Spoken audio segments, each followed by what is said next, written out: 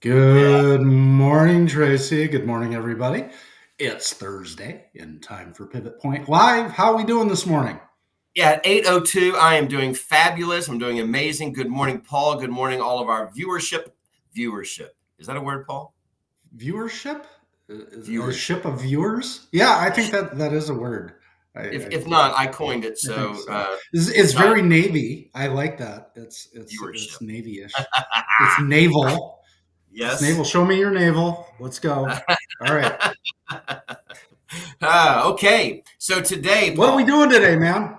What are we doing? What are we we're going to doing? risk it. We're going to risk everything, and we're going to We're gonna identify. risk everything. Yeah, Wow. it's risk. So risk assessment, risk analysis. What's the cost in doing something in business or in life? Why do we take risks? How do we identify risk for our business? Isn't it? It's got to be the case that there's risk just getting in your car, and you're like, oh, I'm a great driver. Yeah. Yeah, but somebody else may not be. And so, like we're taking risks all the time, and it has been in mankind. Mankind has always taken risks. When you're going out on the hunt, or in way back yonder. But there's always been a risk. There's a risk in business that some people are more risk averse, and they play it safe, and as a result, don't get much accomplished in their life. And when they had so much potential that they could, so this will be a great one. And I'm really in my life right now. This one will hit me. So I'm really interested in.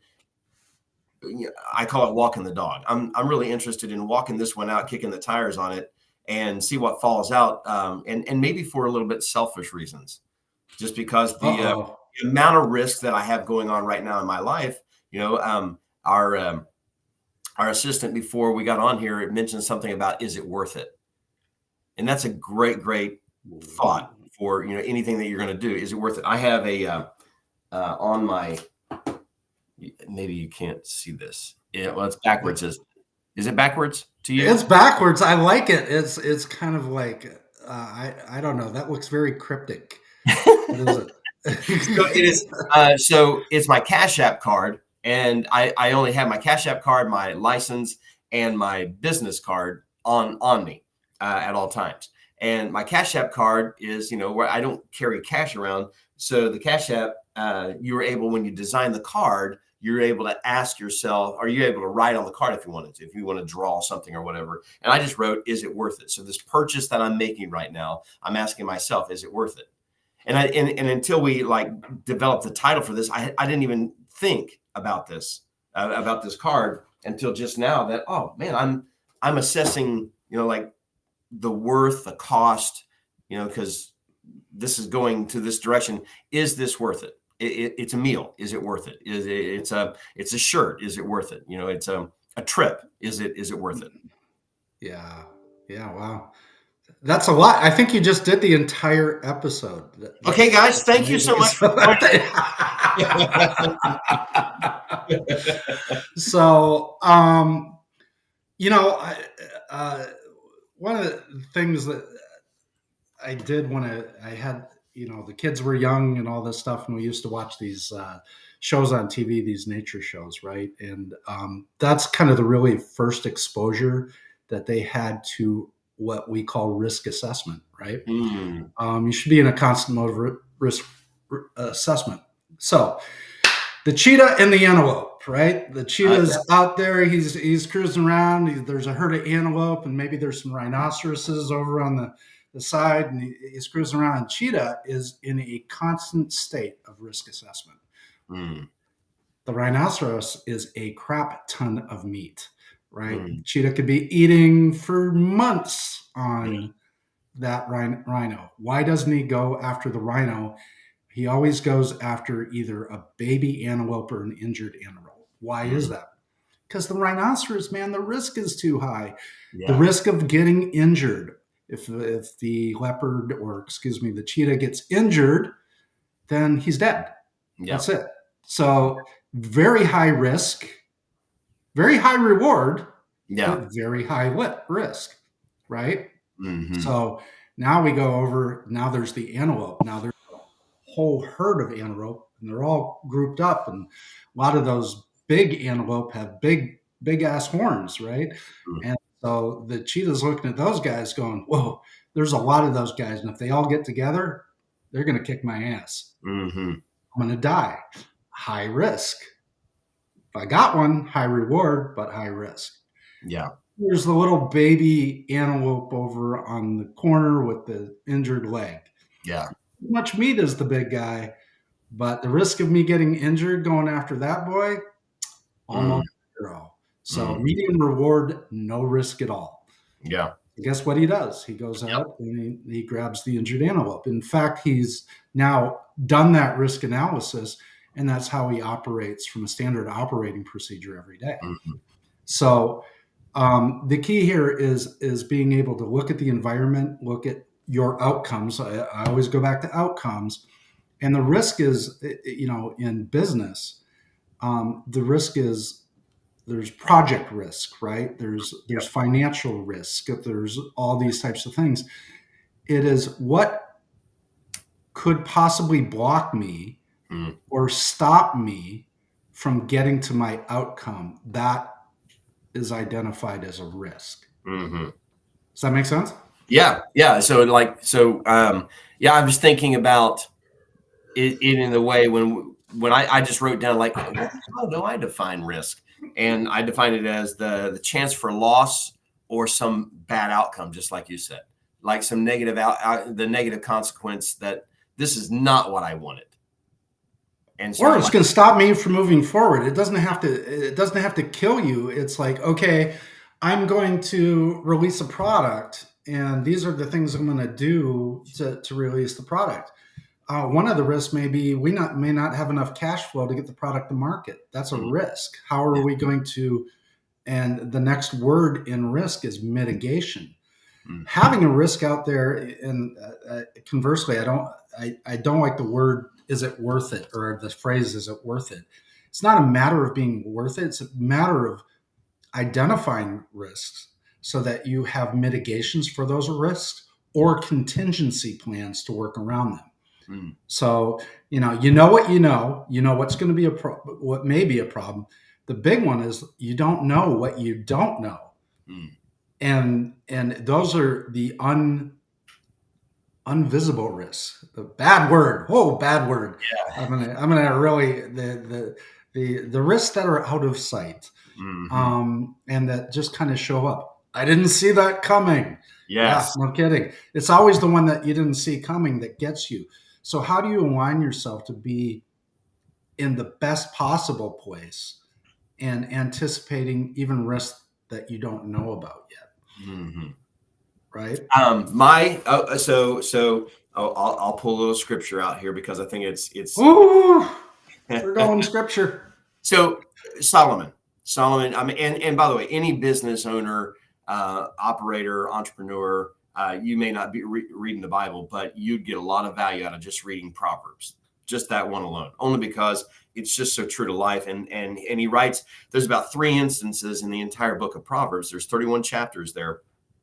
And each one is a standalone principle. It's kind of like if you like quotes, quotes from Winston Churchill or, JFK or whatever it is. I love quotes because they kind Admiral Farragut. They hold like so much wisdom in just like a few words in one sentence.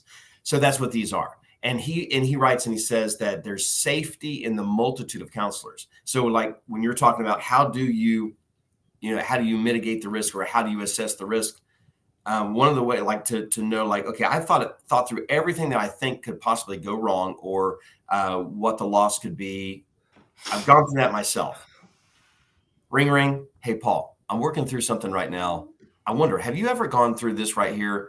What am I not seeing? Like that is, yep. I'm getting close to, because the risk is on the other side of comfort and safety. But if there's safety in the multitude of counselors, then I need to surround myself with men and women who have either been there, done that. They know the way, they can show me the way because they're going the way, that kind of thing. And so that's how I've often mitigated risk, just by considering, okay, I think I know what could possibly go wrong here. But instead of just, I don't have a big enough ego to just say, I'm just going after it. I have to say, okay, maybe I'm not seeing something. Paul, what am I not seeing here? What else could go wrong? Well, have you considered this? Oh, no, I didn't. That's why I called.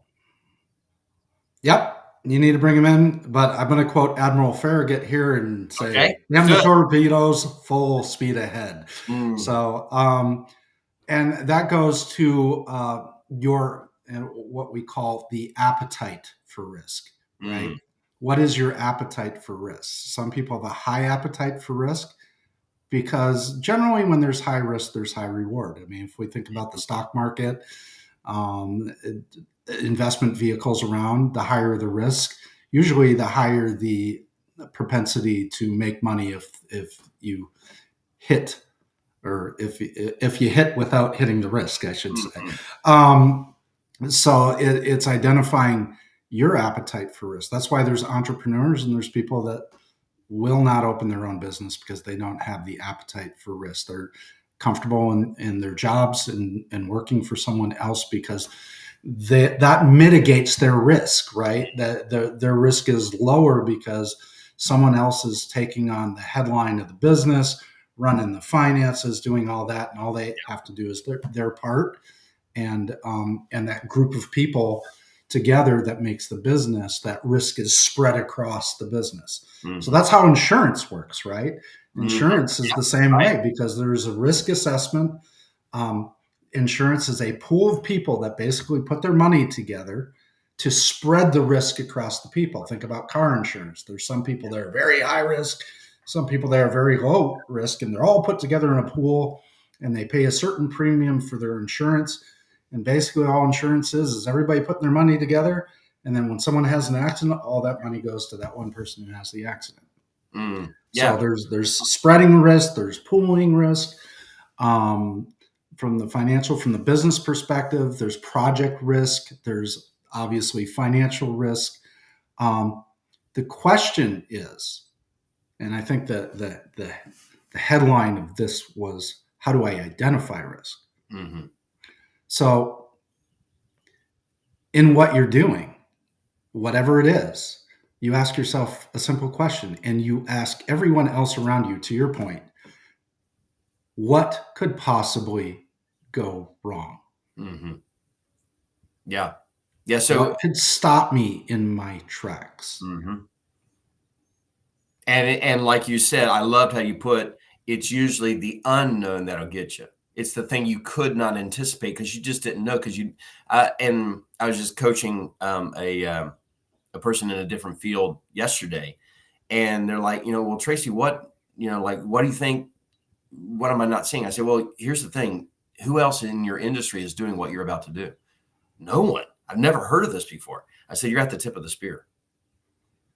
I mean, like when you're out there blazing a trail and you're Daniel Boone going through Kentucky, ain't no other white man been there before. There's not a trail. You're bringing it. So you're just, I mean, and to your point about having the appetite for risk, is there ever going to be a time when something does not go wrong? Even when you've planned out everything, I mean, to the letter, and it just goes, remember the A-Team? Hannibal used to say, I love it when the plan comes together. Yeah. I mean, I go back to our original metaphor, right? Because that cheetah who goes after the small little injured one didn't see the big ass buck standing behind him, and all of a sudden he's got a couple of horns in his butt. Yeah. Right. Okay. So sometimes things come to bite you in the butt. Yeah. So it's pulling together, like you said, finding people that have been there, done that, getting those people in place to help you identify risk and help you either mitigate or have contingencies. So contingencies, we've said on the show a few times, never change the goal, but change how you get there. That's the contingency, right? We ran into a big giant brick wall here. Let's go to the right, or let's go to the left so that we can continue forward. So contingencies are important because a risk doesn't necessarily kill what you're going to do. It's identifying it and figuring ways around it and being agile enough to change your direction to get to the same goal that you're looking at. Yeah, and I think, I mean, I didn't think about this before we started our episode, but just in Pivot Point Live, the whole purpose of this show is to identify there are times in our life when we have to make a pivot. COVID taught That's us right. that. The world changed. And so when the risk comes, I didn't see this coming. Okay, you can go suck your thumb, or we can find a way around it, or through it, or over it, or under it, or who's been here before that can, call from ahead and let us know, hey, there is a path, but you can't see it right now, and they can guide us through there. Yeah. Yeah. So big pieces of this is planning, right? You can't identify risk if you're not planning. So how do we identify risk? We put together a good plan to go where we're going, whether it's a business plan or personal plan, or I want to go to or I'm going to Italy in October or November. I'll be in Rome. Got some meetings there, and obviously we're going to do a little vacation time. I'm planning that now. Like, what the first question that comes, I'm going, we just got back from Portugal. We had a great trip. None of the risks presented themselves. So we didn't need to use any of our contingencies. We're going to Rome again. We're putting together a plan. What if things go wrong over in Europe? What if there's a terrorist attack? How do we get out of where we're at if something happens? Yeah. What's our plan to get that done? Do we have a pathway to get out in the event of emergency? Okay, yes, here's what we're going to do. We're going to utilize American Express to get this in. Well, based on where we're at, we could hop on a boat. We could grab a car. I always rent a car when I go to a foreign place, because I don't want to be without transportation if there is an emergency. Right? I'm looking at all the risks that are involved in that trip, and I have contingencies put together for them. That way, when I'm in a problem when the risk presents itself, I'm not going, oh shit, what am I going to do? Yeah. I'm situationally aware. I'm tactically aware. I have mitigations and contingencies in place for any eventuality. Odds are, if something goes wrong, I'm going to make it out. Yeah. Yeah. So the I was just writing down some statements, what could go wrong, we've said. But then there's this component that some people are not planning like they should be, like they could be, or maybe they're overthinking it, they're over planning that, and some are saying, like, what if? Well, what if? Yeah, I mean, like, but what if it succeeds? What if I fail? That kind of thing. But then there's those that are like, oh, that'll never happen, so they don't even think into it. Like, oh, the plane will never go down, or the ship will never sink, or the odds are that that's happening is just so slim. So, and the reason I bring this up, I have a family, and I love this family, but husband and wife, they're a little bit older. You always say you love them before you say something like that. Bless your heart. Yeah, I know. Bless their heart. But when we first moved to this area, they'd never been out of town. I mean, like barely, like maybe to the next town over, but that's it. So when it was like, we're going to the city. By that, I mean Oklahoma City. Like, oh, that's the city? I mean, like, so they called their insurance company because they were going to stay overnight in Oklahoma City. They called their insurance company to make sure that if they traveled in their automobile, they would still be covered if they went into a different county. And it's like, that is, in my opinion, I would have never done that. I would have never called. It's like back in the day, I used to feel like I got to call my credit card because if they see charges and I'm in a different state, I don't want to be inhibited from my whatever fun or the meal that I've eaten already. And then no, it's fraud or whatever. So I used to call and let them know that I was going to be in a different state just because I was trying to mitigate the risk. Yeah, and I get that, but to that family's benefit, and I think this is actually quite important. But you don't have knowledge till you get it. they've never been in this situation before, so Right. they made a phone call because they didn't have knowledge till you get it. Unless someone teaches you something, we always, people joke about other people who don't know certain things. Well, they don't know it because they've never been exposed to it, and it's just that's part of the education process. You happen to get that information probably when you were 15, Yeah. and you kind of knew how car insurance worked, Uh-huh. and then you carried that forward where they may have gotten their first car when they were 30 and they had Yeah. no idea about insurance. And that's so encouraging So to our viewers. It's so encouraging what you just said. I mean, like, hey guys, there's hope. I mean, like, just because you've never been there before and other people have, don't be embarrassed about it. Saddle up and let's ride anyway. yeah, the big thing is go get the knowledge, right? Don't I'm going to go on a tangent here, but this is like really important because I watch so many freaking people do this, and it's really key. They will take something someone says as gospel. I'm going to use your terms. Go. Come on, St. Paul. Yeah. Okay, a letter from Paul to the Corinthians, but they take other people's thing as gospel. Don't ever do that. Yeah. Go take the information and go thank you, and then go research it for yourself. Yeah. Go fact check things. Don't Joe told me this, or I hear this all the time, and Fran told me this. Well, Joe and Fran got bad information from whoever they got it from, and that bad information has now traveled around the world and become a form of truth, and it's actually not the right information. The thing is, you have a conversation. You don't know what you're talking. In fact, do it if you're talking to me and I tell you something. You should go fact check me. Maybe I'm wrong. Maybe I got my information wrong. Okay, I could be completely talking out of my butt. Yeah. But the fact of the matter is I brought a perspective to it. Now go fact check it so that you can develop your own information. Yeah, that is like if I can teach anybody anything in my life and I hit my grave tonight, that would be it.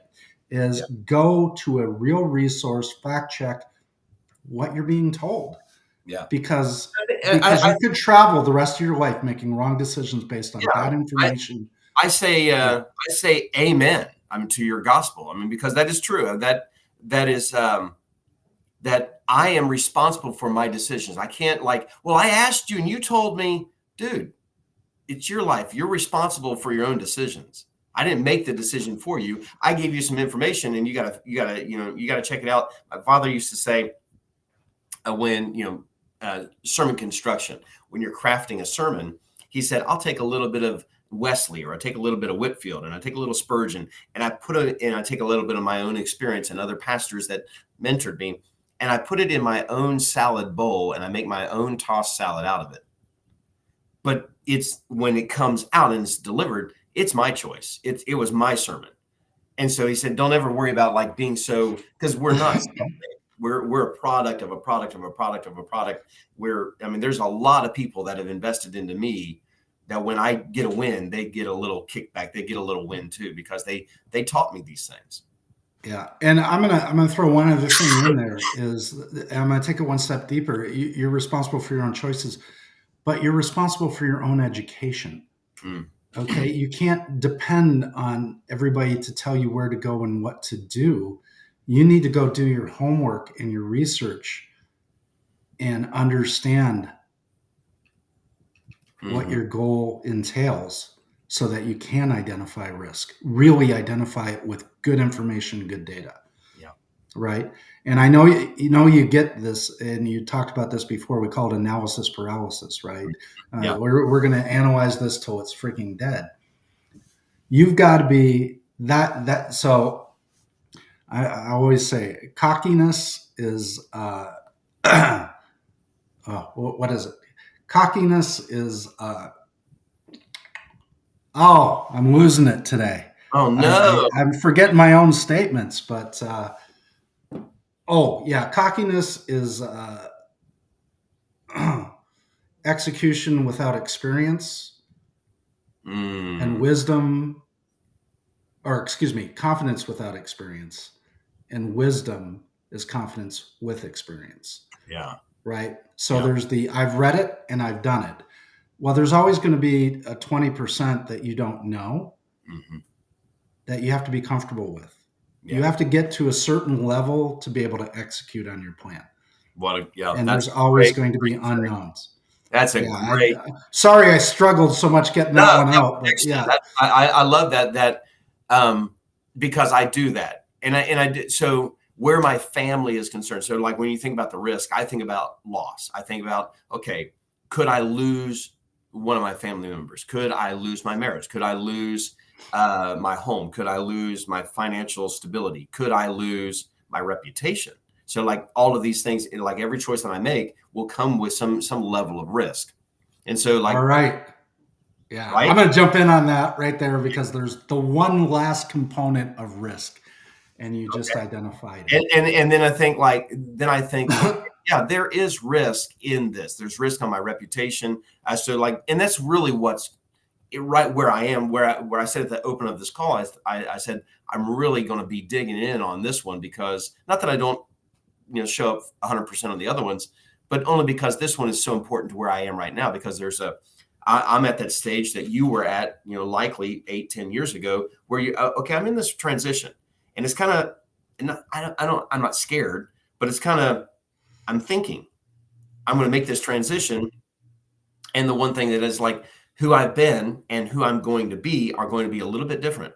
I'm still going to be me, but it's going to be a little bit different. And the risk is, okay, where would this put my family? Where would that put my reputation? What I've been known for a long time, and like this, I'm not too deep on what will people think, like, because I've learned to overcome that in my 40s.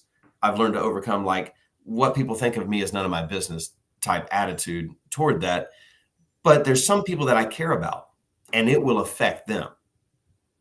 No. Like, because the choices that I make. And so like, there's a level you mentioned the reason this come up is because you mentioned the 20%. How much information do I need to take action?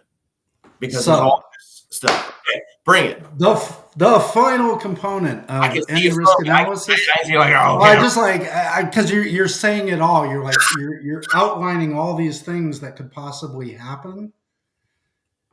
The key is to weight the risk. Okay. How do I weight risk? Is the Ah, question? Okay, and if WIGHT. yeah, exactly. How do I weight it? Because in my calculation of risk, I need to understand like, and weighting risk is what is the possibility of this actually happening? Like, is there a 20% possibility of this happening?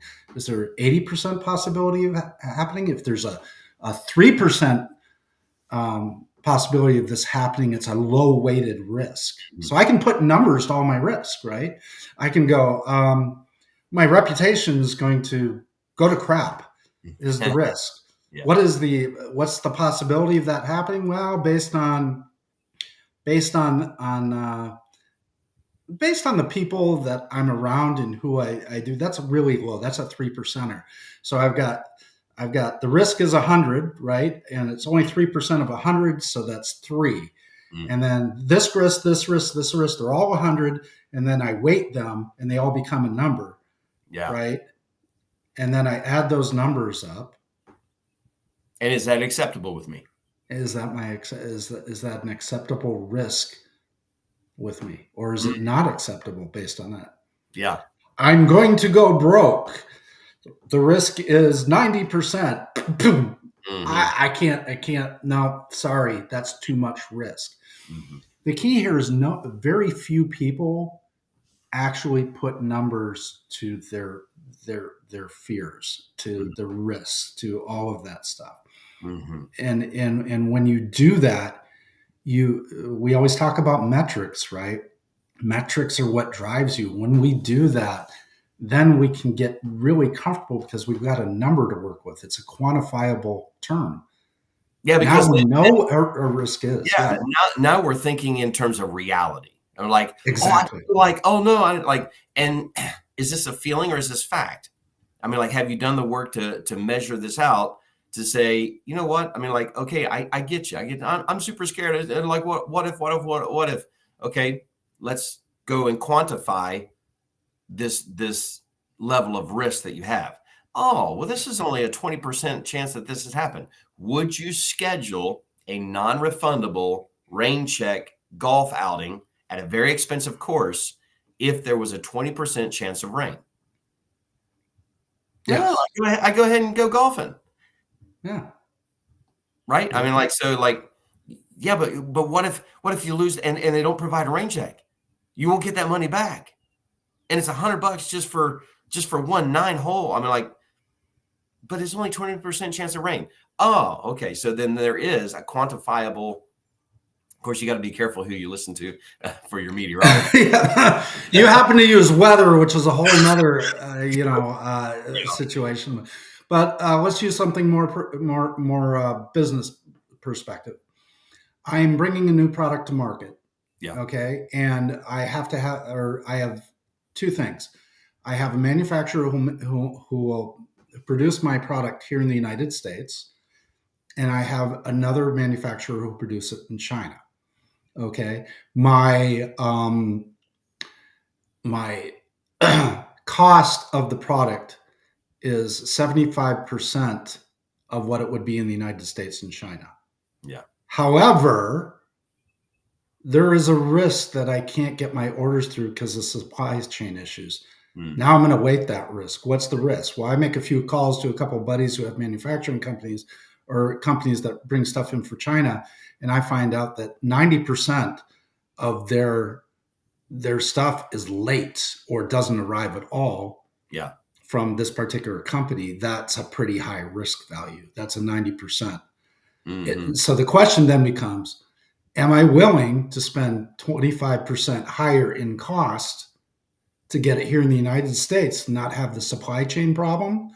Or do I accept the risk to save the 25% to have it delivered from China? Right. And now I have numbers.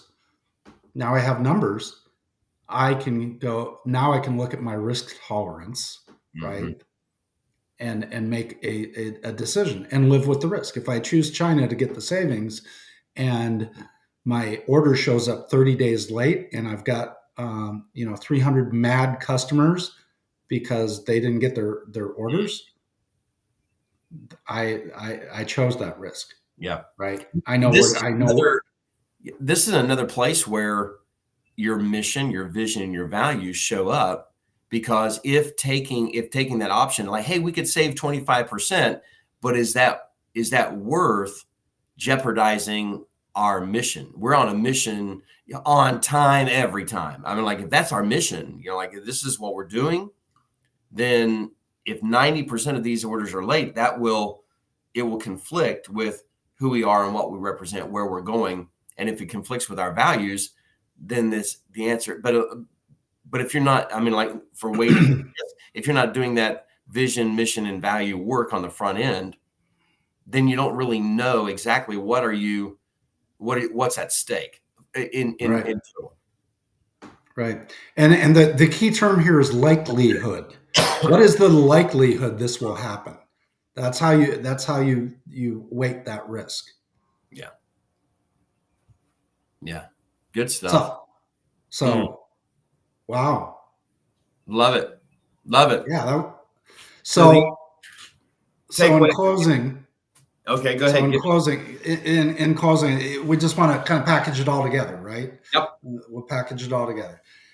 The idea is to have a great plan, identify the risks, weight those risks by the likelihood to happen, see if they're willing to accept, or if there are contingencies or mitigations to those risks that you can put in place.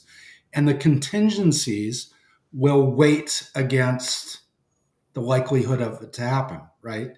Because if you have a likelihood of 20% and your risk mitigation will get you around it, it makes that risk accessible or acceptable. And then put the plan together, run your numbers. Are you willing? Do you have the appetite to deal with the risk portfolio that you've generated for that project, plan, business, whatever it is, and then make a decision. Yeah. Are you willing or not willing to accept the risk? And if you say, I'm not willing to accept it that way, you can always pivot and still Right. go forward. Well, and I would say that all of that work is that mitigation and contingency plans are pivots. Those are small pivots if it's a project around those other things. So I think it's apropos. Mhm. And if you're planning well, you're identifying risk, you're mitigating your risk, you're weighting it so that you truly understand what that risk is. Then you are have a higher propensity to be successful at what you're doing. Yeah. Yeah. Good stuff, Paul. Enjoyed it. That was big helpful for me. And guys, I hope it's been helpful for you here at Pivot Point Live. Give us some feedback. We'd love to know maybe what you're struggling with, and we can serve you even in a greater and a more specific way. All right, sounds great. See you next Thursday, Look forward to it. 8:02, somewhere Yeah, in that something time like that. period. That's right. That's Something right. like that. Uh-huh. All right. Thanks, Paul. Thank you, Tracy.